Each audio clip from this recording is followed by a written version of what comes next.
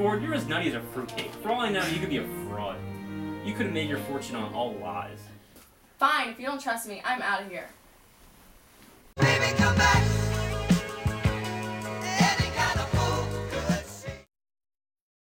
Charles Lindbergh's majoring in aerospace engineering because he flies airplanes and he needs that. Hi, I'm Charles Lindbergh, if you didn't already know. I'm a famous pilot. I was the first solo pilot to fly across the Atlantic. My other achievements include flying combat missions in the Pacific in World War II, as well as taking part in the environmental conservation movement after the war. Because of these accomplishments, I feel I'm well qualified for your academy. As for Marcus Garvey, we are having him major in sociology in an effort to promote his Back to Africa movement and encourage cultural awareness in America. Hello, my name is Marcus Garvey. My influence alone justifies why you should accept me to your prestigious university. As the founder and leader of the Back to Africa movement, I have successfully united African Americans and changed their view about culture.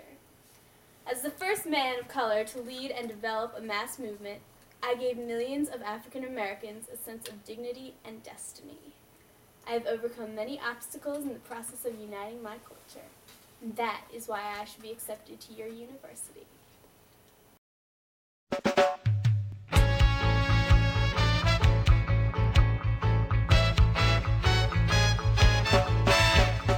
Buffalo soldier, dread like a rasta.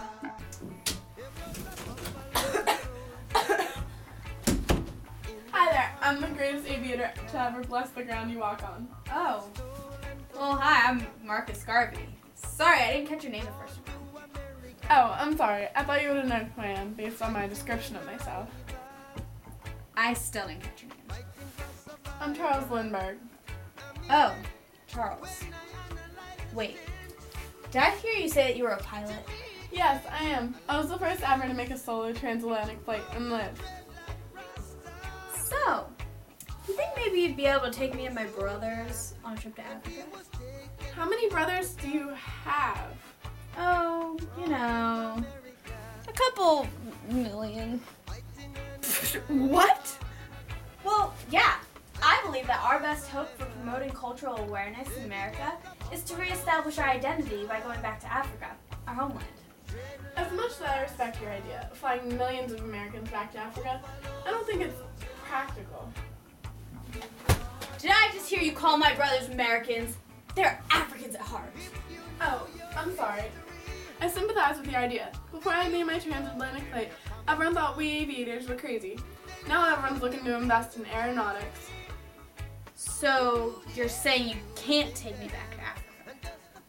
I'm just saying, I don't think it's possible. It took years of preparation to fly myself over for that 34-hour flight. I can't fly all those people over. I'll go the way of Amelia Earhart. Exactly. It's not enough to just have an idea. You have to take action, just like I did in 1928 when I petitioned the League of Nations to acknowledge the poor treatment of Africans.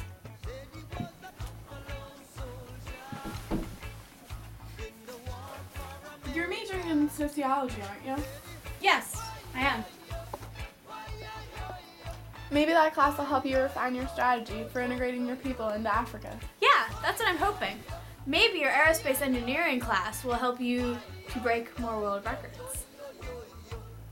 Yeah, that's a pretty sweet hat. Where'd you get it? Oh, you know, there's some religious group following me, calling me their prophet. You like the hat? They gave me this hat. You like the incense, Marcus? Look, they also gave me some incense called Elfin Refuge, Secret of the Mushroom Grotto. It's a little ridiculous, but I must admit it smells pretty good. See, I have it right over there. Marcus!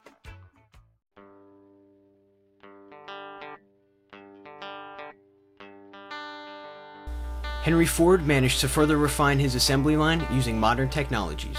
He also made it standard policy in his company to only buy car parts from American manufacturers, effectively reviving the failing American automobile industry. Andrew Mellon revolutionized banking practices nationwide. He standardized his banks so that they solely invest in safe ventures, which return dividends rather than making speculative investments.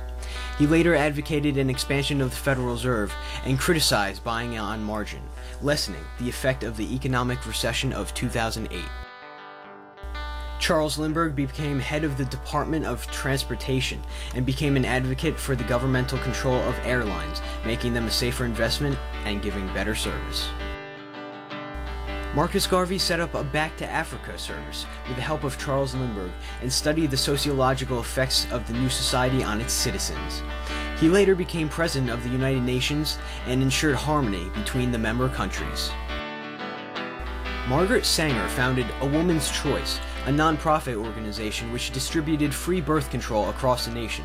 She also set up several counseling centers for parents and their children to help solve the problems with America's youth. Warren G. Harding successfully managed to be elected as president again in 2012 because everyone thought he was long dead. He helped stabilize the country's raging foreign policy and returned America from a state of warfare back to normalcy. Gabby A. Flapper became a role model for American women and president of the National Organization for Women. She also kickstarted her own television talk show and book club. Calvin Coolidge refined his oratorical prowess through several coaching sessions with Gabby A. Flapper. He was also appointed as a member of President Harding's cabinet and helped unite the nation with his newfound speaking skills. Hiram Evans turned from the KKK and became head of advertising for U.B. Blake's record label. With his speaking abilities and commanding personality, he was able to garner many buyers for Blake. U.B. Blake went on to sell 11 triple platinum albums and earned 5 more doctorates in music. His musical talent popularized jazz again as a genre and helped it bring in many new fans. By the end of college, Blake and Evans realized that they weren't so different after all. And as for Mr. McDermott, well, upon retirement of his position as headmaster, he had originally planned to teach Filipino stick fighting to aspiring young martial artists. His hungry students, however, had different plans for him.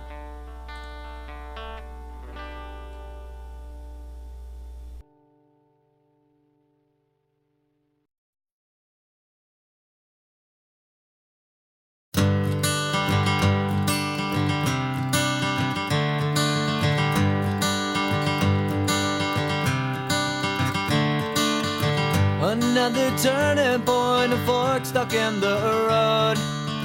Time grabs you by the wrist, directs you where to go. So make the best of this test and don't ask why. It's not a question but a lesson learned in time. It's something unpredictable, but in the end is right. I hope you had the time of your life.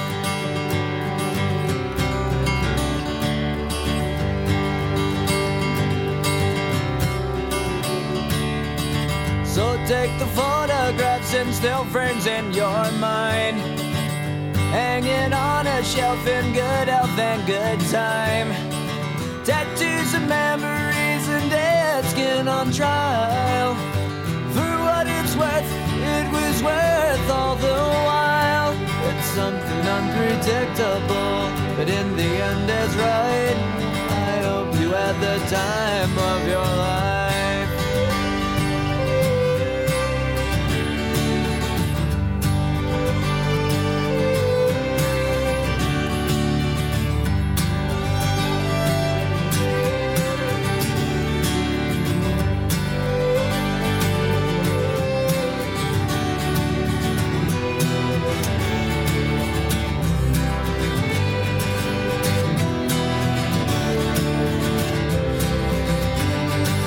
Something unpredictable, but in the end it's right.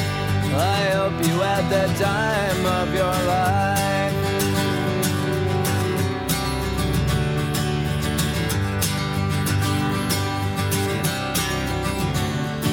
It's something unpredictable, but in the end is right. I hope you had the time of your life.